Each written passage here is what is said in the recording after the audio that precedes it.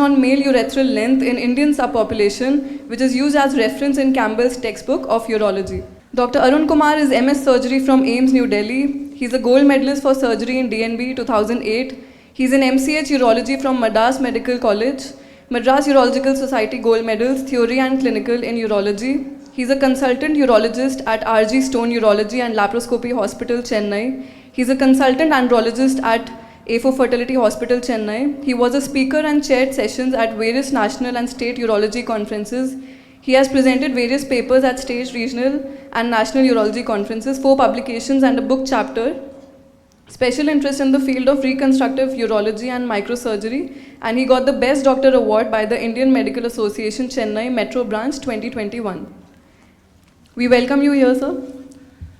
Thank you, Dr. Monali. With the permission of the audience, may I invite the panelists for the session. Dr. Radha Vembu. Dr. Radha Vembu is a professor and head of Department of Reproductive Medicine and Surgery at SRMC Medical College. Her special interest is in the field of infertility and endoscopy, and Madam is member of Board of Studies at SRMC and Savita Medical College.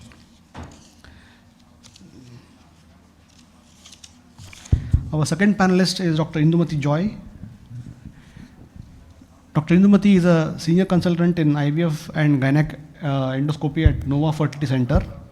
She has more than 25 years of experience in the field of infertility and reproductive medicine, and she is executive committee member of IFS Tamil Nadu chapter. Madam has authored and co-authored several papers in journals pertaining to reproductive medicine and andrology, and her special area of interest is minimal stimulation protocol and gynec endoscopy. Now may I invite Dr. Siddhartha. Dr. Siddhartha is a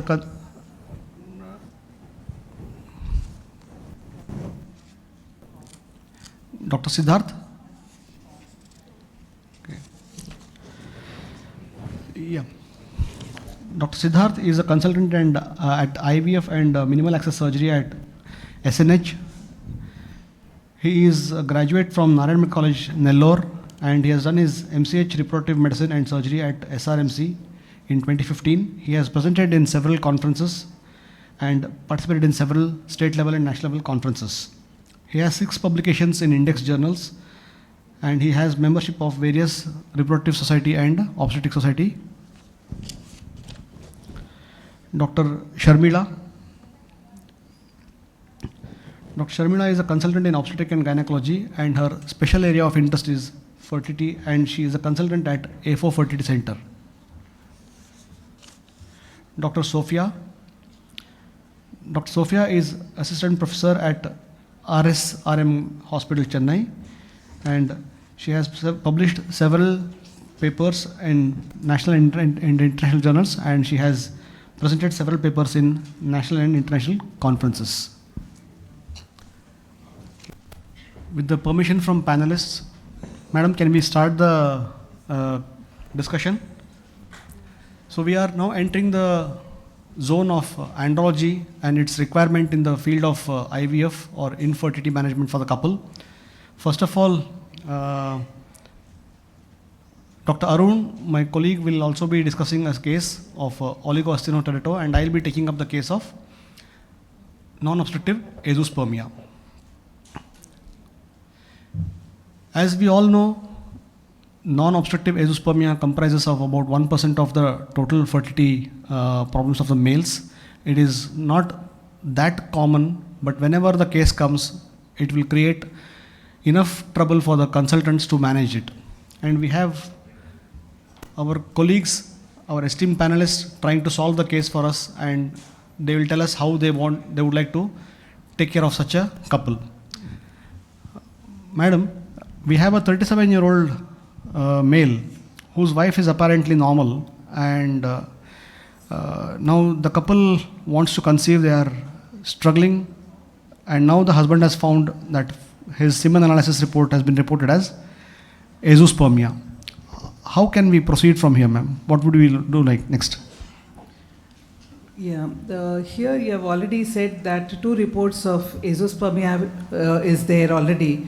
So I don't think we need to repeat to confirm it. So I would like to go into depth of the history, like in the childhood history of any mum's tuberculosis, which can cause arthritis. And you have also said there are no comorbidities. So before and after that, I would like to do an examination of the male partner. So Right, I would ma'am. like to look for the secondary sexual characteristics, the features of androgenization.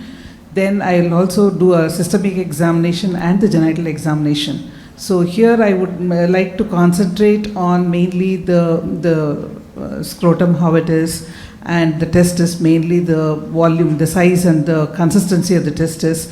Then I'll also try to look for whether the vas is palpable or not, whether there is any varicocele. And after confirming my clinical examination findings, most of the time I get the probable diagnosis, then I would like to do the hormonal investigation for this patient. Well, ma'am, that's a very comprehensive way of evaluation. Madam has practically covered from starting to the end point of the evaluation. So the point here to stress is 2 semen samples done in on two different days, preferably from a fertility unit, because you want the authenticity of the reports. Any lab can do the investigation, that's not a problem, but as long as the lab does it properly and you are sure about the quality of the test there. So second part madam covered was the examination of the male partner, background history, childhood surgeries, infections, any problems with developmental age group, any trauma, and physical examination. Even if the patient has come to a gynecologist and you are interested in treating the couple as infertility couple, it is mandatory that you spend some time on male partner's examination. That is what madam has mentioned, and it is very, very important. Dr. Siddhartha has just joined us. Sir, how would you like to investigate the patient? Madam has examined and first the examination would give us a lot of information before I Yes. start even to investigate. Yes. The patient is having a normal sexual relationship and his virilization is normal. And if you have a small size testis, it's written, the diagnosis is almost written. We expect a high FSH, we expect a normal testosterone and everything. But otherwise, but leaving all that, so suppose a typical patient who comes with a normal clinical examination or a slightly low normal testicular volume and other histories are negative and azoospermia, I would go with an FSH and total testosterone. And I will also add upon LH and estradiol also, because that helps me to treat in case if I get an opportunity. Right. Dr. Indhumathy madam, is there any finding in your clinical examination that will categorically tell you that it is a case of obstructive azoospermia or a non-obstructive azoospermia?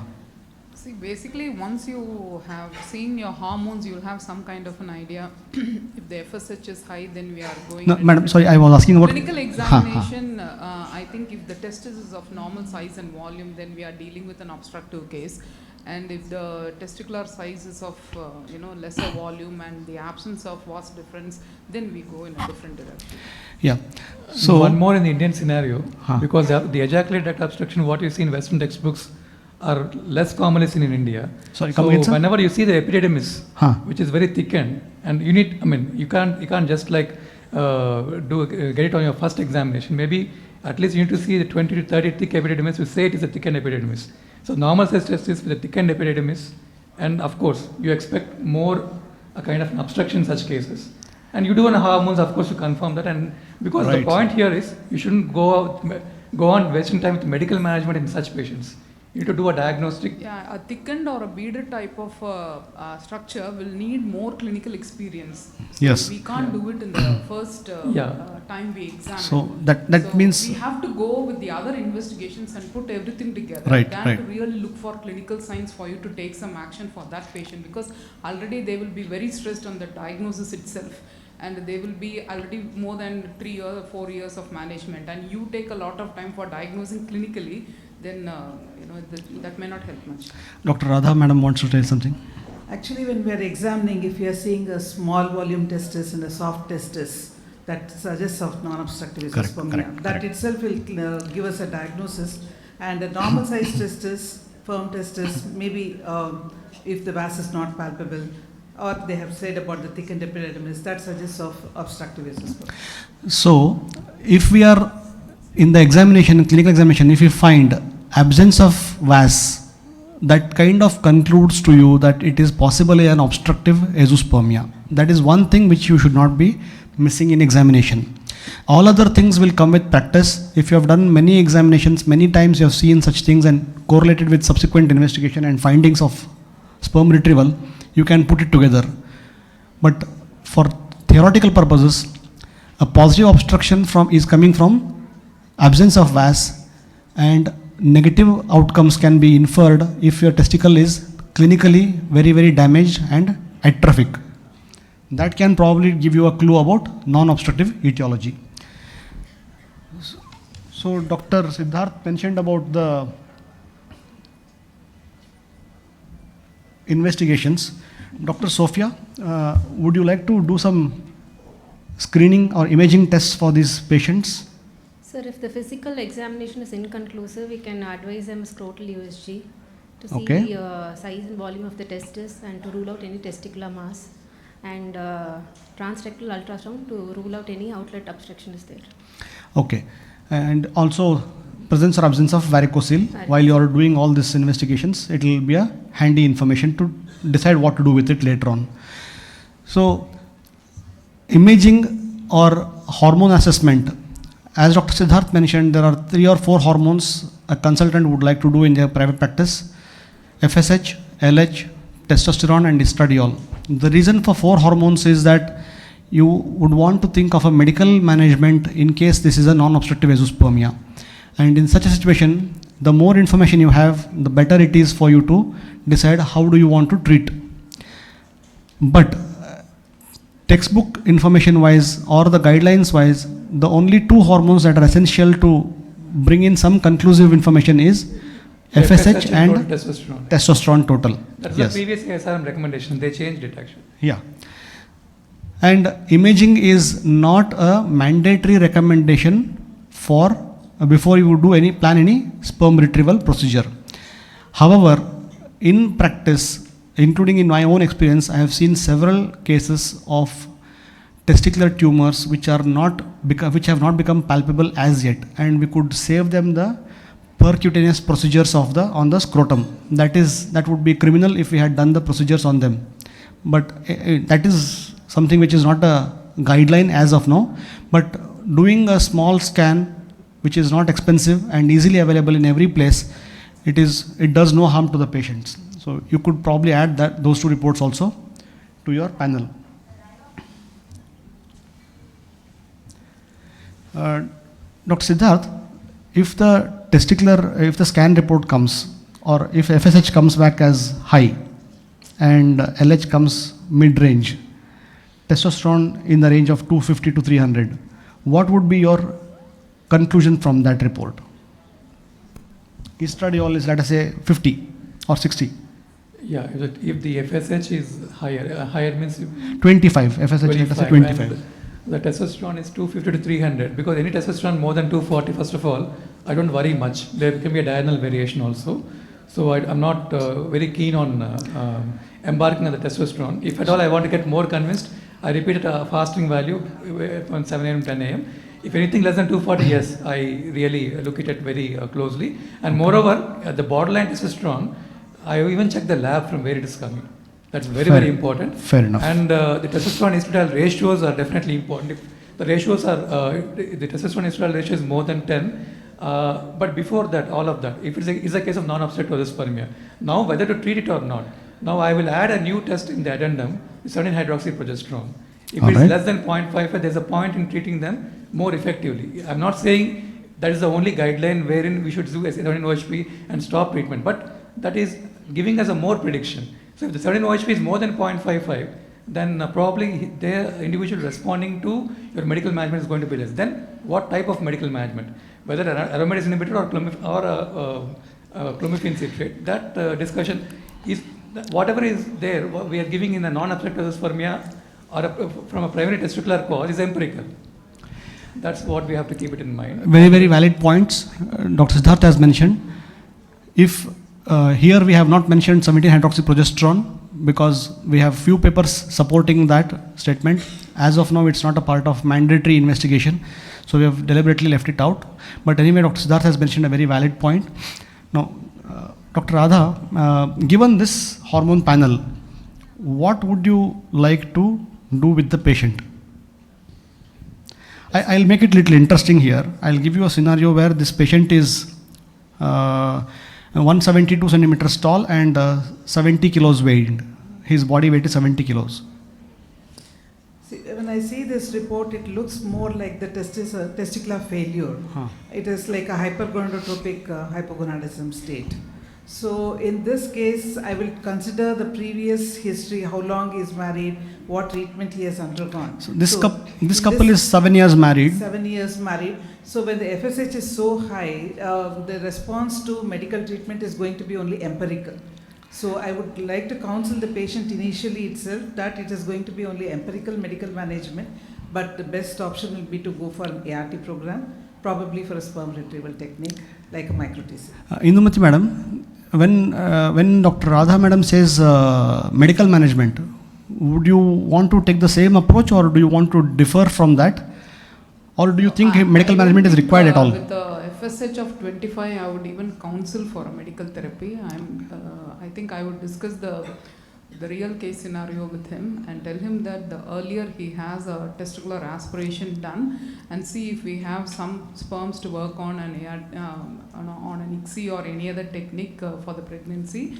I don't think I will be advising medical management for him. Dr. Sharmila, would you like to advise any medical management in this patient, this particular patient? No, sir. I would like to go for surgical sperm retrieval. Dr. Siddharth is waiting to differ from the point, I guess. No, maybe Actually, T ratio.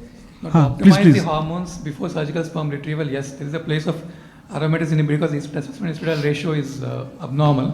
So you can optimize those hormones by giving an aromatase inhibitor before going for a surgical sperm retrieval. And we should have a good freezing backup, like microdissection TC is more compared to a conventional testicular sperm extraction. Optimizing a testosterone estradiol ratio may have some place, but the role is not clear. But given an opportunity, I tend to give a aromatase inhibitor therapy and then go for a micro-TC. It's only going to be empirical. We are not saying medical. No much it is evidence empirical because that is the time taken for them to be mentally and financially get prepared for a surgical retrieval and an ICSI procedure. So there are few studies where they have tried giving medical management and then going for a surgical sperm retrieval. Right. So it is just going to be an empirical and it is not definitive. So the only thing is the intratesticular testosterone can get better before you do a micro-TC. But how much is going to help you in retrieving the sperms is a big question. So, okay. So I would like to give an opinion on this medical data available on the medical management of non-obstructive azoospermia. Panelists, please feel free to counter my points. Testosterone values as a total testosterone value more than 300 nanogram per deciliter has been taken safe enough to go in for a sperm retrieval procedure. Less than 240, you start wondering whether he is optimally prepared or not. So the cutoff here, the value has been smartly mentioned as 300, which means at this point in time, whether you want to do medical management or not, this patient in technical terms is optimized for the sperm retrieval procedure. Estradiol being high, I deliberately gave madam a figure of numbers. Patient is not obese, 172 centimeters height and 70 kilos weight. The patient is not obese, so not less likely that aromatase inhibitors in this 172 and 77 have a better role. That's why I wanted to. Because of mainly the high FSH, which is causing this estradiol to go up as a compensation. Correct. So basically, we wanted to emphasize on the point here that medical management definitely has shown some benefit in some cases, but it has not come in as a part of guideline prior to the sperm retrieval.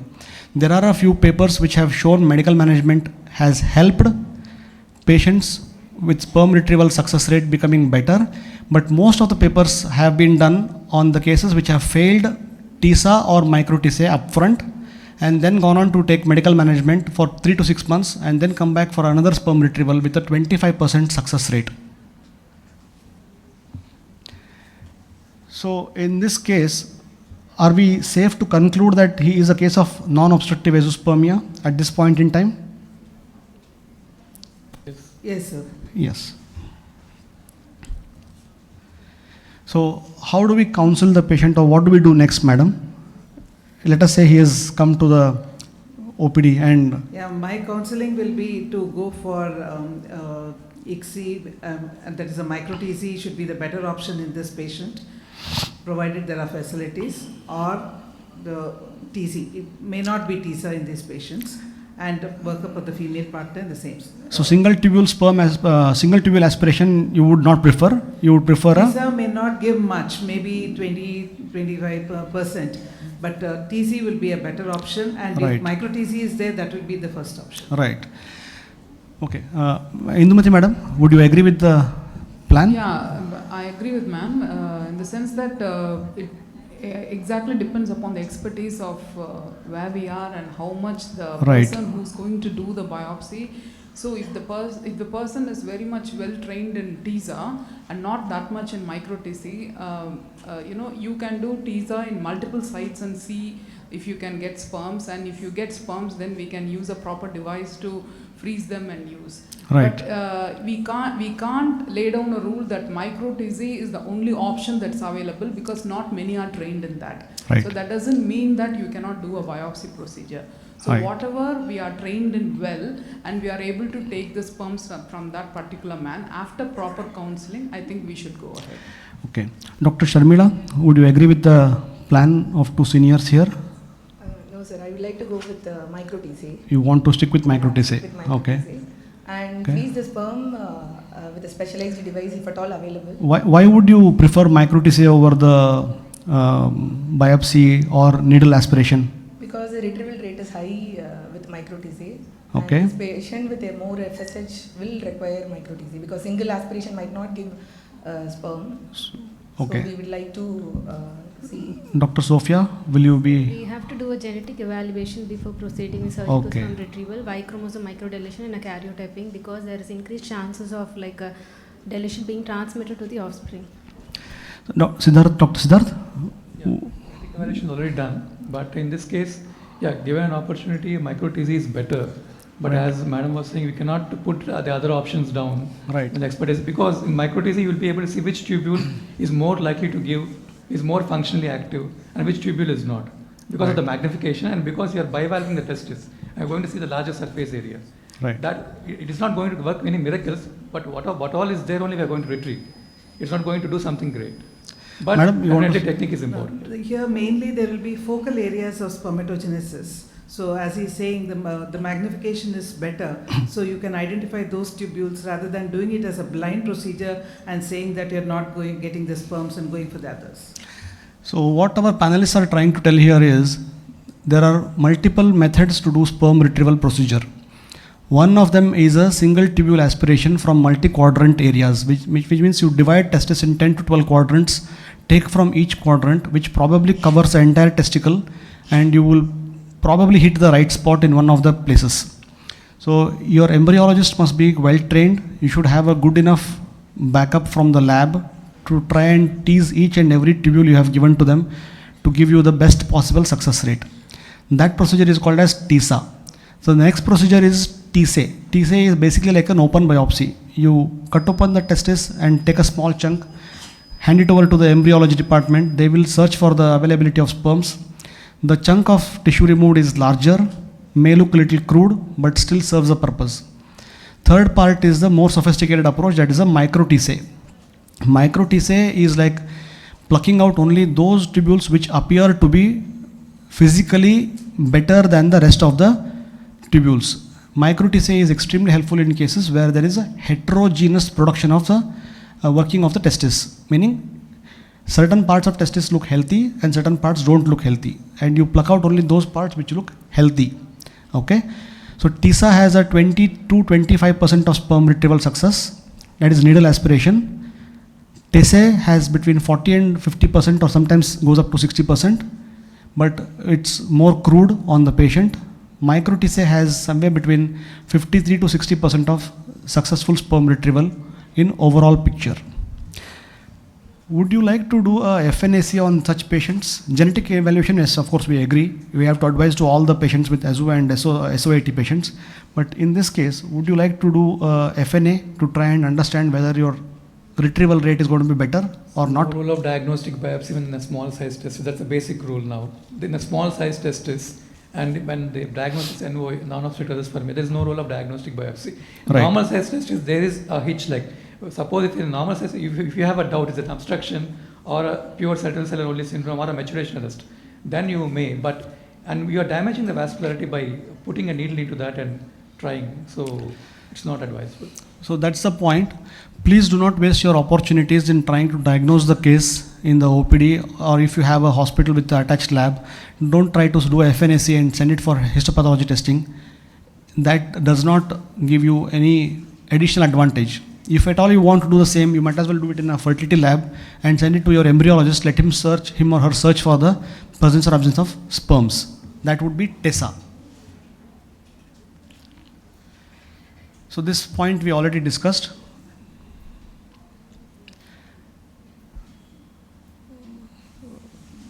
Dr. Radha madam, would you like to give our audience a small briefing as to how we would like to approach these cases from first to the medical management and up to the point of sperm retrieval? Okay. Actually, we, as we discussed, we will check the hormonal levels. The FSH and testosterone, it's going to give us a clue. And now, if it is a case like the hormones are normal, it goes more in favor of obstructive azoospermia. If it is if the FSH is low and the testosterone is also low, it may be a case of hypogonadotropic hypogonadism. So those are the cases they respond to a medical line of management with gonadotropins. So in those cases, probably there is no role for oral drugs. Then if the FSH is very high, so as we discussed about the testosterone levels, so in those cases we go for a surgical sperm retrieval technique. So can I make it little interesting for the sake of audience? Because there is I was given to understand that a lot of doctors here want to know how do you go about medical management in SOAT or OAT case, okay, and also a case of non-obstructive azoospermia.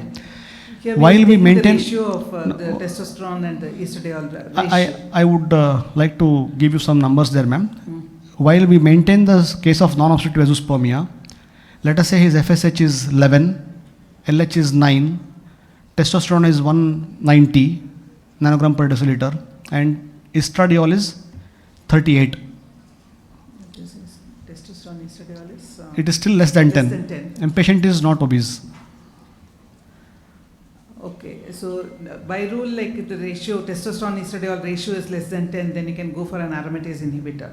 But here you are saying the FSH level is slightly higher. 11. So whether there is a low role of clomiphene citrate in these patients may not be very effective.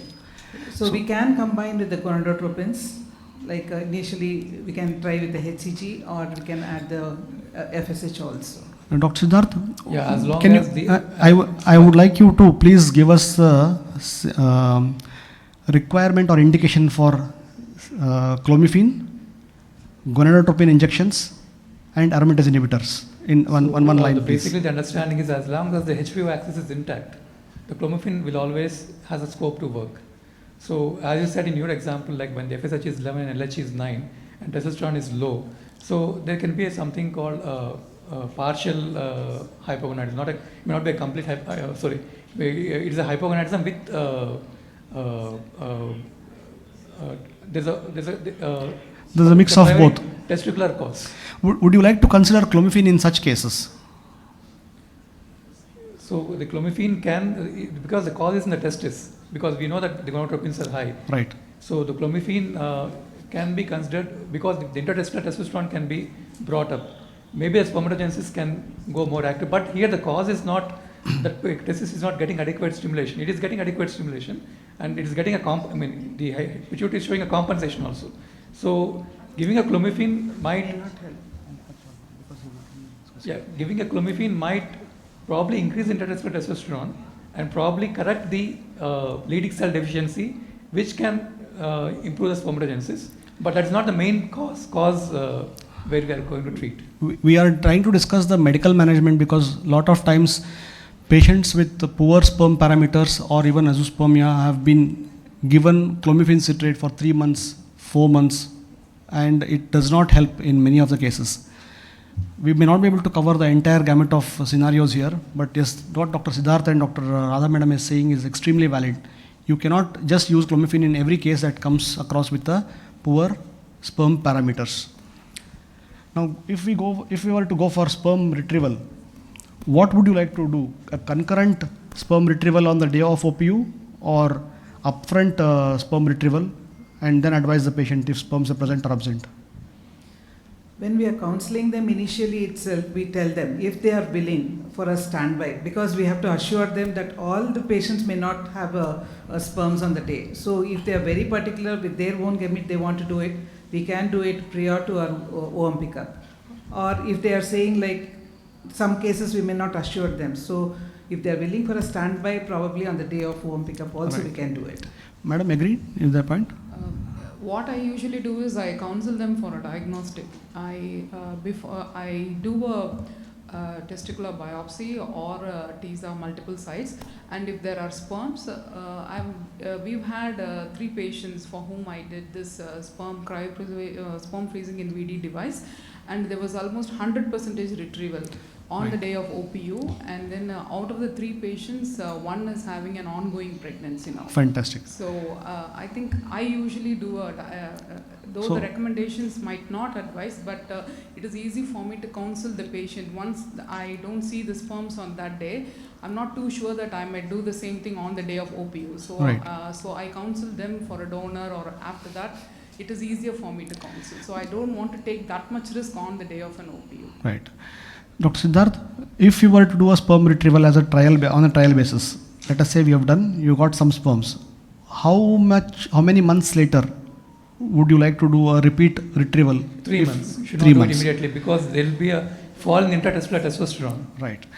So the point here is, if you are a person who wants to be very sure before you initiate the process of IVF preparation, then you could do upfront sperm retrieval. There is a device called vitrification device which will have a very good successful sperm preservation, and on the day of OPU you could use the stored or cryofrozen sperm. If you are not sure, you can do a concurrent sperm retrieval procedure, and that can sometimes be a little tricky situation. If you don't find healthy, or if you don't find a sperm, you should be able to tell or counsel the patient upfront that there should be alternate possibilities. And if you do a trial procedure, the next procedure must happen only after 3 to 4 months, because testis must regain its spermatogenesis. So this madam has just told 95 to 98% sperm preservation is seen with this VD device. These things we have already discussed.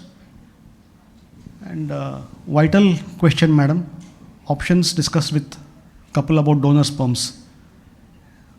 How do you want to break the discussion with them if they were to go for donor sperms? Would you want to do it on the day of first day counseling, or do you want to tell them only after the sperm retrieval fails? How do you usually approach it? I usually do it only if the sperm retrieval technique fails. I don't talk about donors the day they come. Right. What about Radha madam? So we deal with many other strata of people. So initial counseling, we give them all the options. They should be mentally be prepared. Right. Because we give them the option of sperm retrieval technique in case it is not there. This is the option, they should be knowing it. Right. So counseling is done well before. So in a country like India, where many factors play a role in a couple to conceive, and even if it were to be because of IVF and sperm retrieval, they must be still educated about the possibility of a donor sperm availability and a simple process like IUI. The couple must decide by themselves whether they want to go through the process of trial sperm retrieval, because it will eventually end up with the IVF later on. Most recommendations don't tell us clear-cut everything that we have to follow only one particular pathway. They leave the option to the local facility available and how do you want to make the best out of your given system. These things we have already discussed. Can we play the video if possible? Do we have time for that? Okay, I think we are running short on time. We would like to go to the next case. Dr. Arun, I would like to invite Dr. Arun to carry on for the next case. Thank you so much. Thank you, sir. So we'll keep it very short. The second case scenario. This is also a very, Sorry to interrupt. We just have 5 minutes because the next panel and the speakers are all waiting. We just have to close it within maximum smaller time possible. Okay, no problem. So basically it will be more like me speaking, very limited questions. So I see a big smile on all the panelists. Yeah, so this is another common scenario that we generally encounter. Couple married for around 4 years and IT field, stressful jobs, shift-based jobs also, and obese couple. They don't indulge in regular physical activity, as well as sometimes they don't have even time to cohabitate. So, and the male partner also has a social habits. So this is the basic case scenario. So, and this patient now has approached us with the difficulty in trying to conceive. So some of the basic questions that we need to ask. Doctor, the previous discussion we are doing more about the history examination. In this situation, we need little more from their basic social background also. So that's what I just like one of the panelists to just give me a few things that they want to further stress on in this particular history. Radha madam. Yeah, so if the couple has come to me as a couple, then I would like to take a detailed history and examination, and first thing I will ask is for a semen analysis. If the patient has not come, only the female partner has come and the male doesn't have time, at least a semen analysis done in a standard laboratory is a must. Yes. So most important in this situation is they are having these shift jobs. So first you have to ask whether they are together at least every day. If they are not together, sometimes the husband has a day shift, the wife has a night shift. I have got patients who are trying for 8 years, but they never have they don't sleep together in the bed. It's not possible at all. So finally, that question also has to be very pertinently posed, because many of the couples keep silent about that. And also the level of his exposure to smoking, alcohol, his obesity also needs to be attended to. So these are the essential things that we need to note in such patient. And as we have already discussed previously, the clinical examination is very important. And always in an obese individual, many times it is very difficult to palpate the varicocele. So we tend to sometimes order an ultrasound scrotum to see if there is any presence of a varicocele or not, especially in a suboptimal examination condition. And other things have been already discussed. So we have a new situation now in this particular couple. He is not able to give a sample for getting testing the semen analysis. So what other options or what other suggestions that we generally can give on a practical basis? Indhumathy madam. This we quite often encounter in especially in IT professionals. So we give the option of home collection, and also if he is having mild erectile dysfunction, then sometimes we give the the PDE5, and then they are able to collect. Usually home collection helps them. Yes. So these are the various options that has been listed in the slide. So option of home collection, non-spermicidal condom, sometimes the coitus interruptus works. And then medications if he feels there is a little bit of ED. And also there is a good, sometimes they still have problems. You have the penile vibratory stimulation, which can be applied on the andrology setting, outpatient setting, and can give a sample for the analysis. So we finally were able to get the semen, and this is what the picture is. So Dr. Sharmila, any comments on this particular scenario? What other details are there? What details you want? Okay. So the volume here is normal, and concentration is only 11 million. So it is a more like a oligospermia, and motility is also less, and normal for morphology is also less. So it's a case of mild OAT, and round cells is also high. So usually the WBCs are 1 million per ml is acceptable. When it is more than that, you have to differentiate whether it is really a WBCs or an immature spermatids. So how do you do that? We can give a culture sensitivity and see whether there is a... Okay. So before, So before that, they can reassess, use the enzymes the neutrophils have to identify, and then you can do a culture if there is symptoms. If it is more like WBC, then we have to go for culture sensitivity. Okay. So we all agree that there is a patient has, nowadays we have given up much of this oligospermia, words have been erased also. So we are dealing with a patient with a low sperm count or no sperm count. Okay. So this is a low sperm count patient, and the motility is poor and all the parameters are showing some abnormalities. So that's what we were discussing.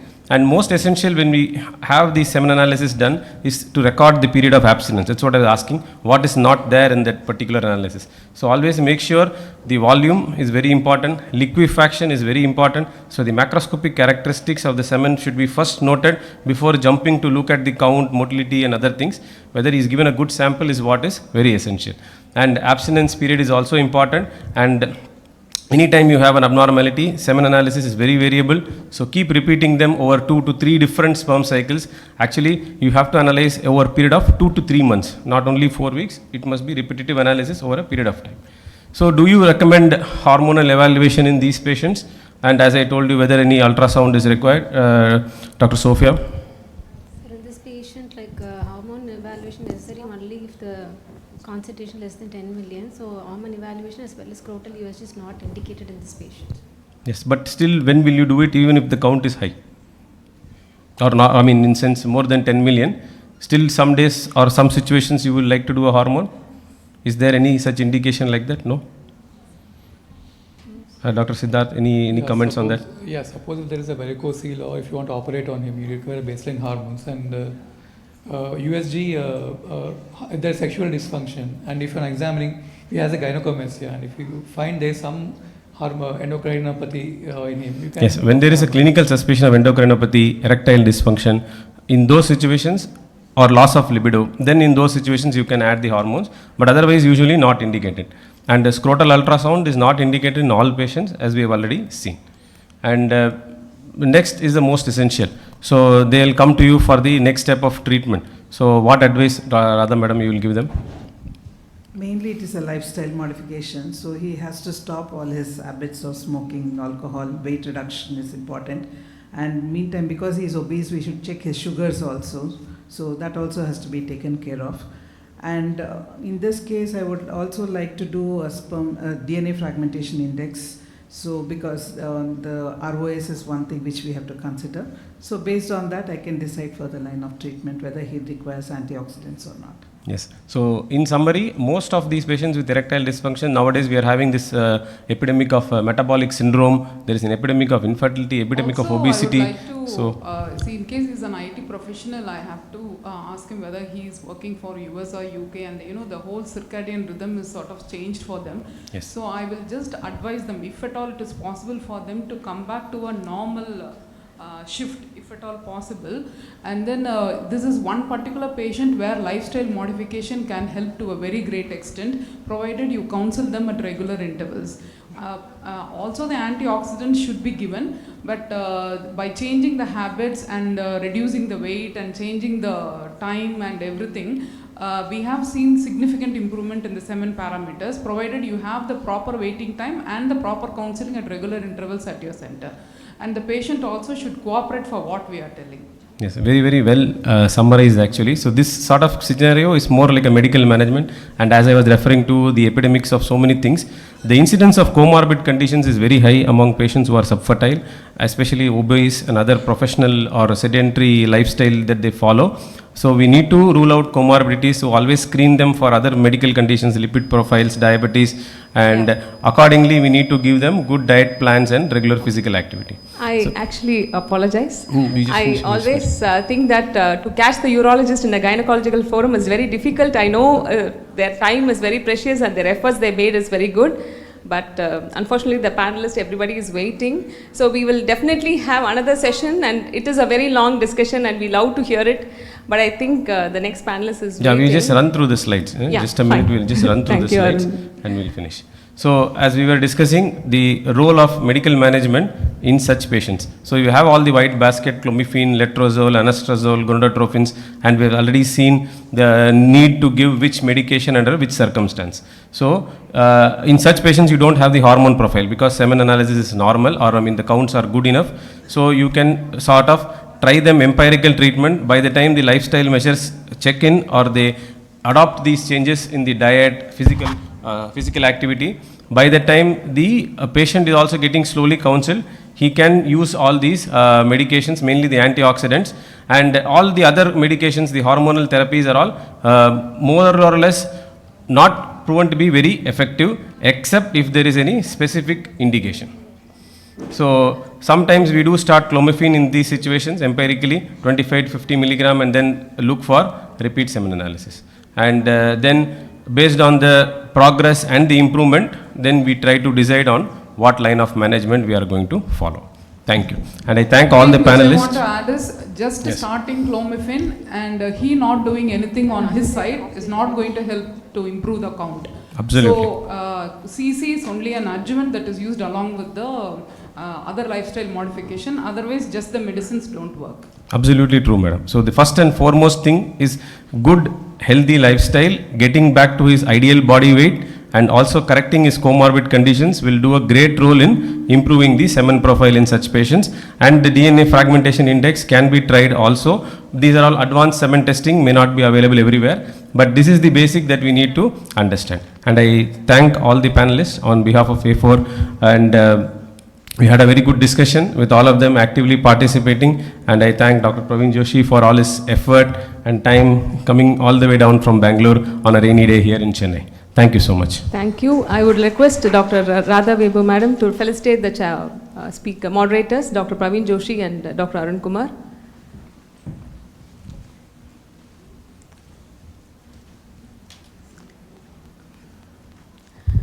And quickly we wanted a photo with the panelist on stage. Thank you. We would like to hear more from you. Urologists are very difficult. They are the andrology department is an orphan lying between the gynecology and urology, because their time dedication to male fertility is very much needed for the male fertility to improve. We cannot do the job alone. We need you for our forum. Thank you. Thanks. Yeah.